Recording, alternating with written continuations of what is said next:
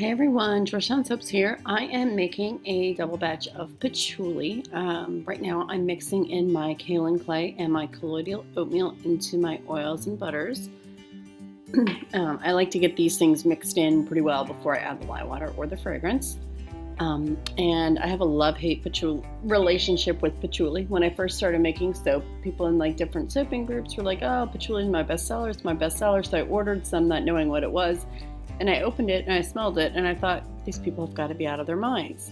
And I promptly put the bottle of patchouli away for 2-3 years. And then I kept hearing about patchouli and started getting requests for patchouli. Personally, not a huge fan of it. I like using it to blend, but just not straight fan of straight patchouli. But I literally sell out whenever I make it. So make what sells. Not everything I make is a personal preference favorite, but hey, it's definitely grown on me. I will say that much. I about gagged the first time I smelled it, and now I can tolerate it. I probably wouldn't use it, but I can tolerate it. So anyway, and it's always funny to see girls, like younger girls, like teenagers or preteens come up. They smell all my fruity soaps, and then they smell patchouli, and they kind of think I'm like off my rocker. So it's always kind of funny. And so for my patchouli soap, I just do activated charcoal and then some TD. So I just kind of keep it simple. Sometimes simple is best. Pretty easy soap to make. And load up on the activated charcoal. I'm going to go ahead and just mix in a little bit of pre-mixed TD. I use a mixing bottle from BeScented, so I always have plenty of TD kind of pre-mixed on hand, and then just add as I need it. And then I don't need to rinse anything off in between changing the colors out, so I can go from this to the activated charcoal without having to rinse. And I kind of gently put it in because you do kind of get the plume of black from the activated charcoal, but it mixes in pretty easily. And then I'm going to grab my slab mold and go ahead and just do my traditional chopstick swirl, and I'll be good to go.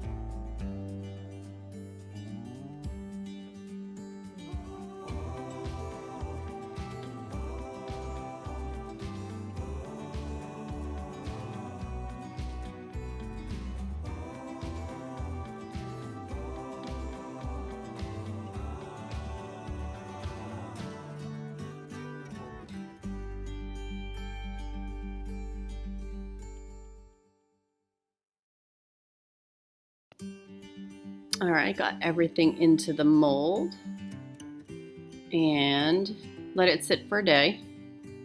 I'm gonna unmold it and use my wire slab cutter so I can get 2 pieces out of this.